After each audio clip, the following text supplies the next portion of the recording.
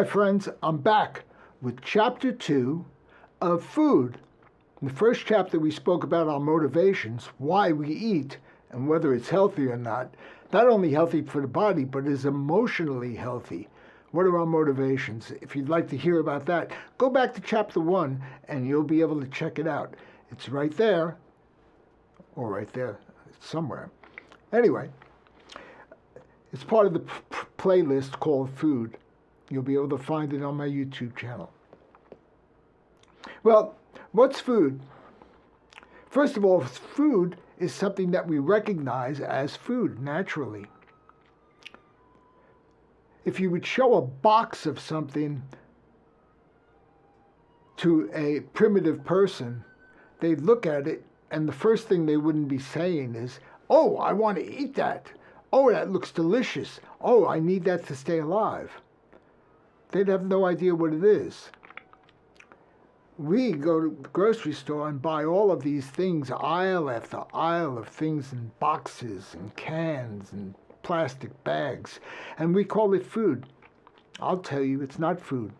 I have none of that in my home. Food is recognizable by a human being as food. If you would open your refrigerator and you couldn't immediately identify what that is, it's not food. If a 4-year-old opened the refrigerator and could not identify what those items were, then it's not food. We were made to be like this with nature.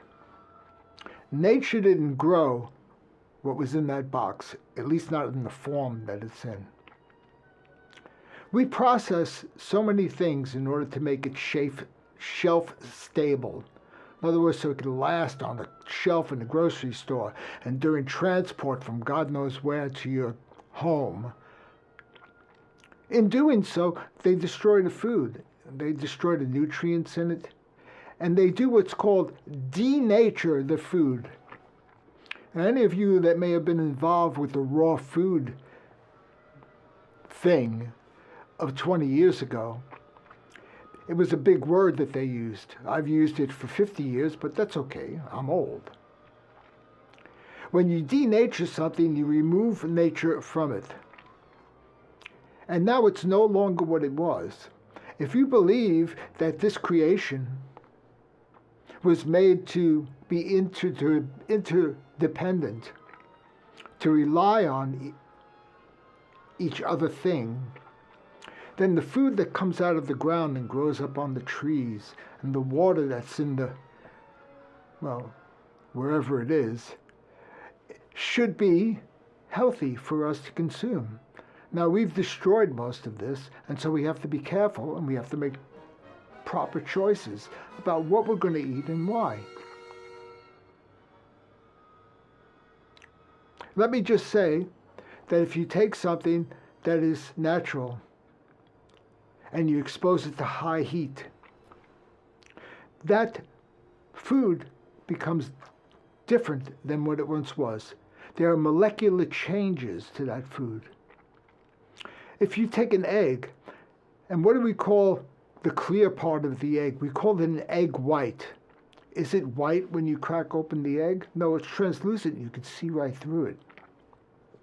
That's the natural form of that egg. You put it in a frying pan and it immediately turns white. Is that the same substance that was translucent? Is your body going to be able to use it the same way that it could use the egg if it had not been denatured? I don't think so. And although I don't eat 100% raw, when I do prepare my food, I prepare it gently. Low temperature, slow and low is the way to go.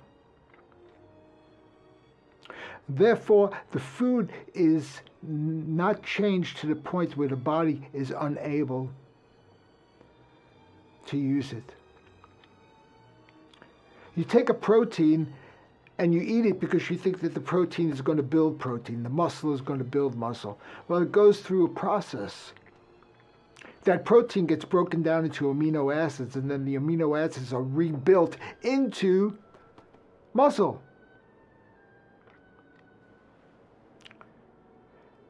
If during that process the body is trying to figure out, what the hell is this? This is not that.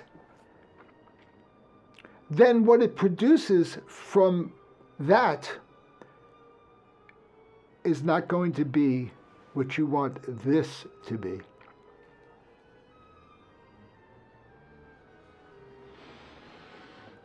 So you have to be able to identify what you're eating. Clearly identify it. If you don't, get it out of your house. Seriously, just get it out of your house. It's not good for you. It's not good for your family.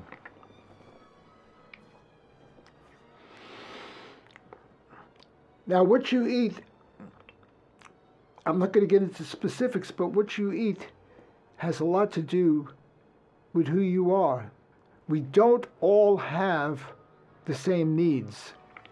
You say, oh, well, we're all human. Yeah, but humans are different.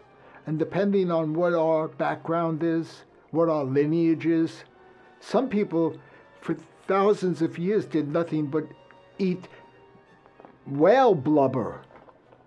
Others just drank the blood of cows that they milked. They didn't milk them for milk, they milked them for their blood. They would open up the artery in the neck and they'd milk it and drink it. They'd live on that. Depending on whether you came from the north or the south, the foods that you consumed for thousands of years were very different. The body was able to adjust to that intake, and it became your foundation. Now suddenly you move someplace else, and it's different. Your body's going to have to readjust. But now, it's not like it was. We had seasons. I remember growing up, and we would say, oh, soon it's going to be orange season. We can get an orange. Soon there's going to be apples. Soon there's going to be melons. Everything had a season. And we ate according to the seasons. Now everything is available. 365 days, 24/7, you can go get a watermelon or a strawberry or whatever. People say, oh, that's great. We're addicted to convenience. That doesn't mean it's good for us. It's just convenient. We do so many things because it's easy. But I'll tell you, it's harming you. It may even kill you.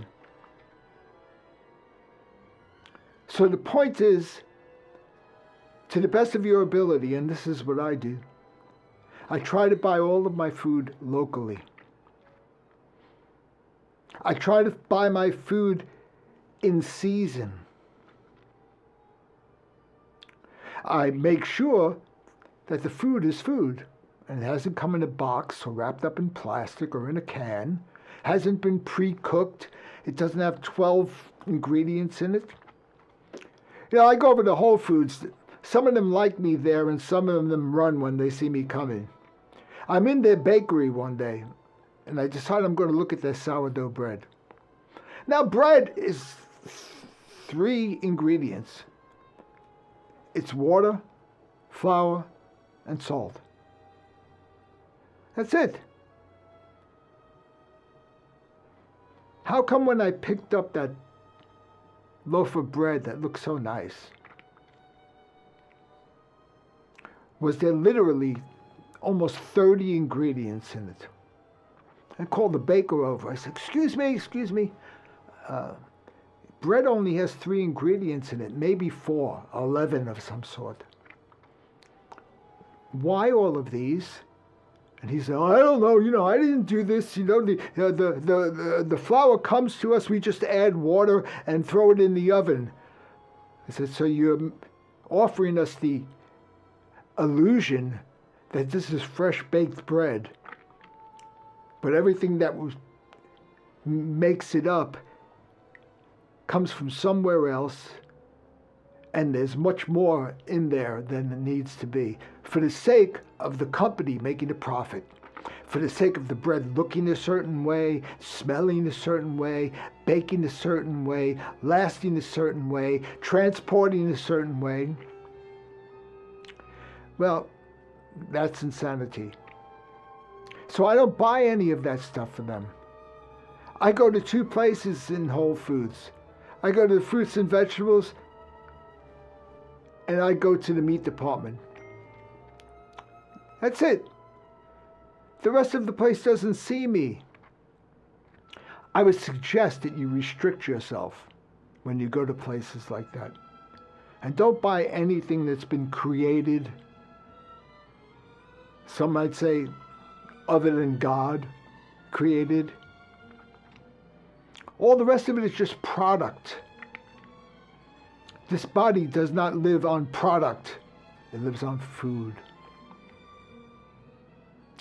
So that's number 3. Oh, I'm sorry. That's number 2 of the series on food. This one didn't give you a lot of particulars, but the reality of it is you want something you can recognize. You want something with very few ingredients, and those ingredients literally have to do with what you're looking at. You want to make sure that it's fresh. You want to try to get it from a local source. And you want to try to eat it within season. Now, most of us have grown up without even the concept of season. I would encourage you to look it up. Ask chat, ask Google. Say, what is the normal season for this in North America? And eat that way. Your body will love you for it. I love you so. I wish you all the best.